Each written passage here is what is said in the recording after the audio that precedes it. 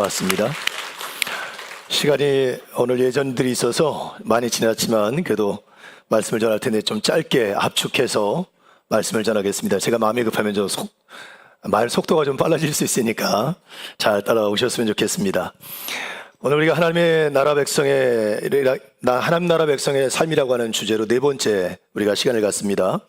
이번에 주제는 예수님께서 가장 경계하셨고 비판하셨던, 그리고 하나님 나라 백성들이 가장 경계해야 될 외식하는 신앙, 외식이라고 하는 것을 가지고 하나님의 말씀을 좀 나눠보려고 합니다. 목사님의 아들이고 분석심리학의 창시자였던 칼 융이라고 하는 분이 인간의 삶이라고 하는 것을 페르소나라고 하는 개념을 도입해서 설명을 해요.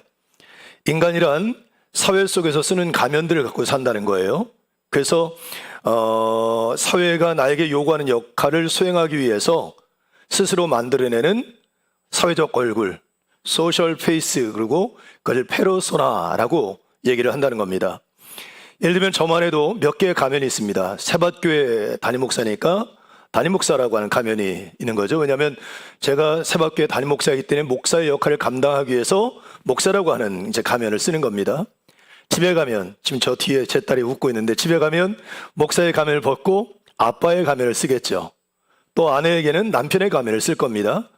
또 여러분들 친구를 만나면 친구라고 하는 가면을 쓰겠죠. 이걸 페르소나라고 그럽니다. 그러니까 내게 주어진 역할에 잘 맞는 내 얼굴을 갖는 거죠. 여러분, 이것과 우리가 외식하는 것과 혼돈할 수 있습니다. 그 외식하라는 게 내 본체와 상관없이 가는 곳곳마다 거기에 맞는 이렇게 가면을 쓰고 포장을 하고 살아가는 것이 외식이 아닐까? 근데 일정 부분 외식과도 연결되어 있지만, 그러나 본질적으로는 예수님 말씀하시는 외식과는 차별이 됩니다. 예를 들면 이건 이렇게 묵상해 보면 좋을 것 같아요.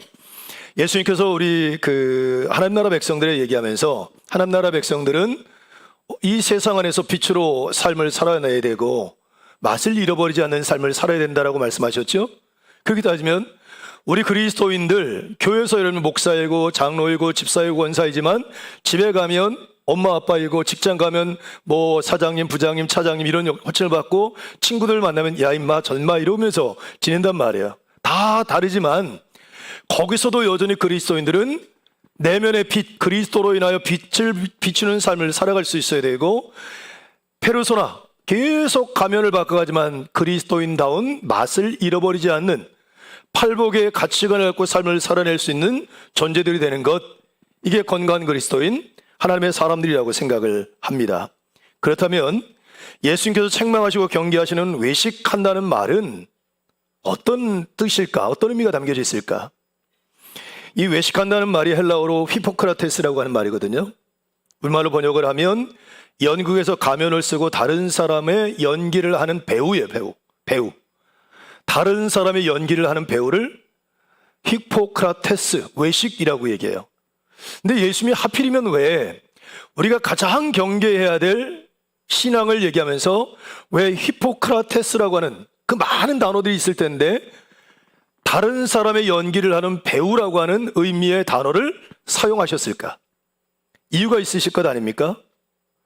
그리고 이 단어를 누구에게? 바리새인들을 향해서 썼단 말이죠. 자, 그럼 외식하는 신앙, 연기하는 신앙인데 이게 어떤 의미가 있을까? 우리가 가끔 외식하는 신앙을 어떻게 단순하게 생각하냐면, 말과 행동이 완벽하게 일치하지 않는 상태를 외식하는 신앙이라고 얘기할 때가 많아요. 말은 이렇게 하는데 삶이 안 따라가. 그렇죠? 이런 것을 우리 외식한다고 그러잖아요. 이것도 반은 맞고 반은 틀립니다. 왜냐하면 저와 여러분이 완벽합니까? 완벽하지 않습니까? 완벽하지 않죠. 우리는 지어져 가는 존재이고 만들어져 가는 존재입니다. 예수 그리스도에게까지 자라가야 되고 거룩한 성전으로 지어져 가는 거죠. 우리는 아직 공사 중이에요. 완벽하지 않아요. 그러니까 마음은 원이라도 육신이 약한 거예요. 하나님 말씀을 알고 그렇게 살아가려고 하는 강렬한 마음의 열망은 있지만 실제 삶에서 무너지는 거예요. 실패하고 실수하는 일들이 생기는 거죠. 예를 들면 아브라함, 조급함 때문에 무너져 버리잖아요. 또 우리가 알고 있는 다윗, 성적인 범죄를 저지릅니다. 또 여러분, 베드로는 두려움 때문에 예수님을 3번 부인하는 죄를 범하죠. 근데 이들을 외식한다고 얘기하지 않거든요. 왜냐하면 이들은 자기들이 지은 죄에 대하여 철저하게 회개해요. 여러분, 다윗은 자기 자신을 우슬초로 정결케 하소서, 내 영혼을 새롭게 하소서 얼마나 울부짖습니까? 그리고 회개하죠. 여러분, 베드로도 마찬가지입니다. 제가 팔복을 얘기하면서 애통하는 자는 복이 있다, 저가 하나님의 위로를 받을 것이라는 말씀을 드렸죠. 그 애통이 어떤 애통이라고 그랬어요? 내 안에 아직 죄가 남아있고 불의함이 남아있고 그런 악한 것에 종노릇하며 살아가는 자신을 보면서 애통해 하는 거예요. 그리고 그 애통함을 가지고 회개하고 다시 하나님 자녀답게 자신을 세워가며 살아가는 삶이 하나님 나라 백성다운 삶이라고 말할 수 있는 거죠. 여러분, 예수님께서 하나님 나라 백성은 애통하는 사람이라고 얘기했을 때 우리가 완벽하다, 실수하지도 않고 죄도 짓지 않고 완벽한 존재라고 하면 애통이라고 하는 말이 의미가 없는 거죠. 근데 우리는 다 연약한 존재이거든요. 실수할 수 있거든요. 그럴 때 우리는 그 죄에 대해서, 실수한 것에 대해서 부끄럽게 여기고 그걸 슬퍼하고 회개하고 그 죄로부터 돌아서는 과정을 통해서 우리는 성장하고 성숙해 할 수 있다는 거죠. 그런 의미에서 외식은 달라요. 근데 외식은 뭐냐면 그런 죄를 지었어요. 그런 불의함이 있어요. 그런 내 안에 죄된 모습들이 남아있어요. 근데 죄를 슬퍼하지 않고 죄가 드러나는 것을 두려워해요. 감추는 거예요. 포장하는 거예요. 죄를 안 지은 것처럼, 죄인이 아닌 것처럼, 내 내면이 깨끗한 것처럼 연기를 하는 거예요. 이게 외식이에요. 변화하는 것보다는 내 안에 있는 불의함이나 죄됨이나 연약함을 놓고 은혜를 바라면서 기도하면서 변화되기를 원하지 않고 이것을 포장해서 사람들에게 좋은 이미지로 보여주려고 해요. 그래서 회개하기보다는 변명하고 책임을 누군가에게 전가하고 상황을 자신에게 유리하게 해서 자기의 자신은 의로운 존재로 포장하고 연기하는 것, 이것을 외식이라고 합니다. 그러니까 여러분, 우리가 연약하지만 외식하는 신앙이 될 수도 있고 도리어 하나님 나라 백성다운 삶을 살아갈 수도 있다고 하는 거죠. 그래서 외식이라고 하는 것을 정의를 하면 하나님을 향한 신앙을 사람에게 보이기 위한 종교적 연기로 바꾸고 경건을 이용해서 자기의 명예와 권력을 얻으며 겉으로는 거룩해 보이지만 내면에서 회개하지 않은 상태를 외식이라고 말할 수 있어요. 자, 이제 오늘 본문으로 들어가 보겠습니다. 오늘 예수님께서 본문을 통해서 외식하는 신앙인들의 모습을 아주 단적으로 표현한 문장이 나옵니다. 자, 1절 말씀 볼까요? 같이 읽어봅니다. 시작. 사람에게 보이려고 그들 앞에서 너희의 의를 행하지 않도록 주의하라. 아멘. 자, 여기 나오는 거예요. 사람에게 보이려고 하는 말이에요. 이 사람에게 보이려고 하는 말을 원어를 보면 어떻게 번역이 가능하냐면요, 극장에서 연기자가 연기를 하잖아요. 그들에게 관람되기 위하여, 이런 뜻이에요. 사람들에게 보여주고 관람되기 위해서 뭐예요? 의를 행하지 말아라, 그 얘기하는 겁니다. 이 사람의 경건은 예를 들면 구제하는 일이나 기도하는 일이나 금식하는 일 자체를 예수님께서 하지 말라고 하는 것이 아니라 하는데 그 대상이 사람들에게 보여주기 위한 연기처럼 행하는 것을 하나님 원치 않으셨다는 거예요. 그 외식하는 사람의 특징은 뭐냐면 사람들에게 보여주기 위해서, 그들에게 관람되기 위해서. 이게 첫 번째예요. 두 번째, 2절 말씀 보세요. 같이 읽어봅니다. 그러므로 구제할 때에 외식하는 자가 사람에게서 영광을 받으려고. 아멘. 자, 이제 구제해요. 하나님의 뜻대로 그 일을 하지만 그 일을 통해 내가 사람들에게 영광을 받으려고. 그러니까 외식하는 사람의 특징은 딱 나와 있어요. 사람들에게 보이기 위해서 하고 사람들로부터 영광을 받기 위해서 행하는 모든 것들은 뭐라고요? 외식하는 일이다.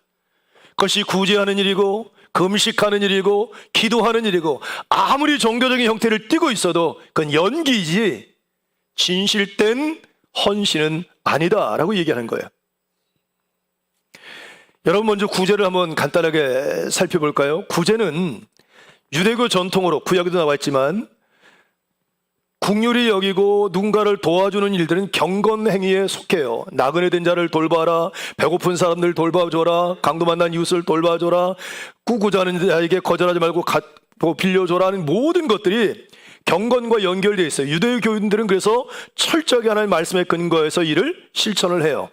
근데 예수님 시대에 로마 사회는 어떤 의미가 있냐면, 구제는 그리스 로마 시대 때 구제나 자선이나 뭐 이런 후원하는 이런 일들은 후원자의 명예와 사회적 지위를 높이는 기능을 갖고 있기 때문에 사람들이 이런 구제나 뭐 후원하는 일들이나 자선하는 일들을 통해서 자기의 유익을 추구하는 일들이 로마 사회에 굉장히 많았어요.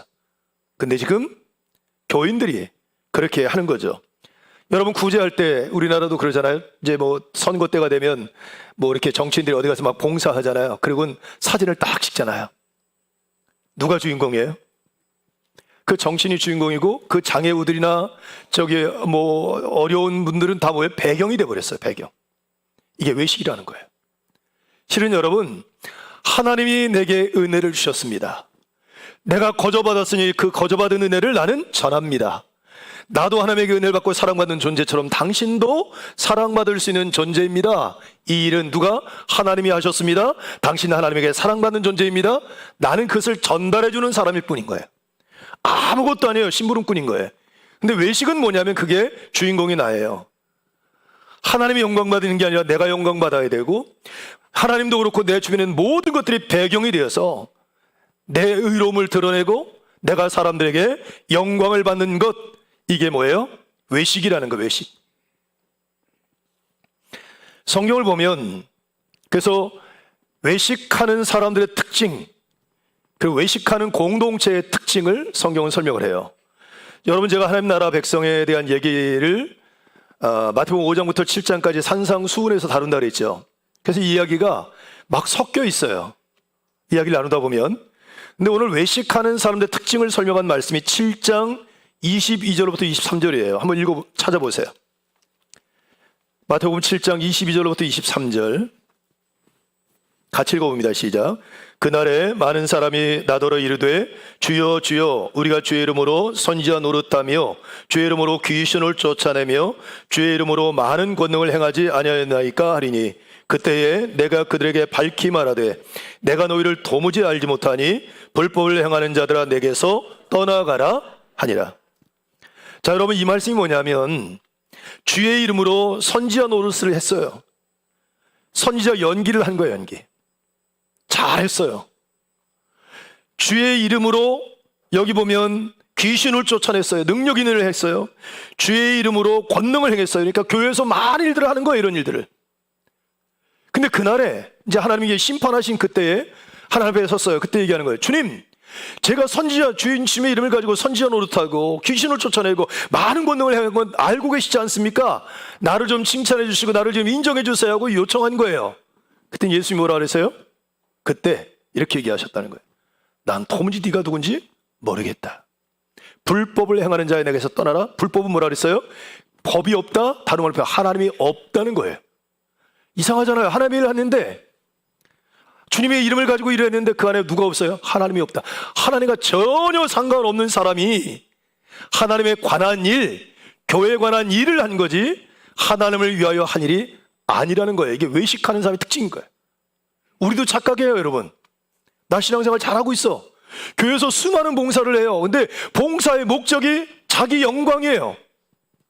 봉사의 목적이 내가 드러나야 돼. 누군가가 높아지거나 누군가 드러나면 견디질 못해요. 여러분도 외식이에요. 외식. 그건 신앙이 아니에요. 여러분, 하나님 나라 백성이라면 그런 자신을 십자가에 못 박고 정말 그리스도를 따라서 살아가는 삶을 살아갈 수 있어야 돼요. 바울 사도에게 그의 제자들이 와서 그 얘기를 해요. 선생님 이름을 가지고 팔면서 사람들이 복음을 전한다는 거예요. 그러니까 그때 당시에 영향력이 되게 중요하잖아요. 바울의 영향력을 사람들이 갉아먹는 거예요. 그때 바울이 뭐라 그럽니까? 내버려둬라. 괜찮다. 내가 어떻게 되는 게 뭐가 중요하냐? 그래서 하나님의 복음이 증거되고 수많은 영혼들이 구원받을 수 있다면 그것처럼 좋은 게 어디 있냐는 얘기를 해요. 바울은 정확해요. 외식하는 사람이 아니에요. 바울은 철저하게 하나님을 바라보고 하나님이 드러나고 하나님의 영광이 드러나길 원하지 자신이 주인공 되길 원하지 않았어요. 자신이 영광 받기 원하지 않았어요. 그런데 초대교회 성도들이 예수님이 말씀하시잖아요. 착각해요. 열심히 뭔가를 하는데 정작 내가 주인공이 돼야 돼. 내가 영광 받아야 돼요. 그건 외식이라는 거예요. 자, 공동체에 대한 얘기를 해요. 외식하는 공동체. 마가복음 11장 17절에 보면 예수님이 그런 얘기하세요. 만민이 기도하는 집을 장사꾼의 소굴로 만들었다. 여러분, 이 말씀은 예수님께서 이사야서 56장 7절, 예레미야서 7장 11절의 말씀을 차용하신 거거든요. 그 예레미야서 이사야서의 말씀 보면 내 집은 만민이 기도하는 집이라 그러나 너희는 강도의 소굴로 만들었다라고 얘기하세요. 강도. 여기서 말하는 강도는 단순한 도둑을 얘기하는 게 아니에요. 폭력적으로 자신의 이익을 챙기는 사람들이에요. 어디서? 성전에서. 하나님의 성전에서 폭력적으로. 그게 막 사람을 때리는 게 아니잖아요. 막 언어를 폭력하고 여러 가지 뭐라 해서, 그래서 자기에게 유익을 얻고 자기의 명예를 높이고 자기를 의롭게 만들어가는 일들을 행하는 사람들이 어디예요? 교회 공동체를 그렇게 만들어가고 있다는 얘기를 하고 계시는 거예요. 여러분, 로마라고 하는 사회가 결사체의 사회라고 얘기를 해요. 그러니까 콜로키움이라고 하는 그런 어떤 조그만 모임들, 이제 소그룹 모임들이 많은데, 이런 모임들이, 단체들이, 예를 들면 뭐 직업조합, 뭐 종교 모임, 장례 조합, 상인 모임, 그 다음에 지역 친목회, 정치 후원회, 뭐 이런 다양한 형태의 콜로키움들이 있는 거예요. 사람들이 모여요. 근데 모이는 이유가 뭔지 아세요? 모이는 목적은 분명해요. 그 모임을 통해서 인맥 형성하는 거, 신분이 상승되는 거, 내 사업에 이익을 얻는 거, 선거철일 때 정치적 지지를 얻는 거, 그리고 사람들과 모여서 재밌게 노는 엔조이하는 거, 이런 게 모이는 이유예요. 근데 지금 외식하는 공동체의 모습이 뭐냐면, 사람들이 모이는데 우리가 모여 예배드리고 기도하고 찬양하는 모든 것이 누구에게? 하나님께 영광이 되고, 그렇죠? 하나님이 주인공이 되셔야 되는데 이건 다 연기인 거예요. 기가 막히게 예배 연기를 잘해. 그러면서 정작 그들의 마음에는 콜로킴, 로마 사람들과 똑같이 그 모임에서 사람들과의 인맥 관계를 맺으려고 하거나, 아니면 경제적인 이익을 취하려고 하거나, 자기 명예를 높이려고 하거나, 자기 역량을 키우려고 하거나, 이런 즉히 자기 유익을 위해서, 자기 영광을 위해서 자기중심적으로 하는 모든 것들이 뭐예요? 외식이라는 거예요. 교회 공동체를 그렇게 만들어가고 있는 것에서 책망하고 있는 겁니다. 여러분은 어떠신지요? 그렇다면 여러분, 예수님이 하나님 나라 백성들은 걸 어떻게 해야 되냐? 어떠해야 되냐? 똑같이 예수님도 말씀하셨어요. 여러분, 18절 말씀,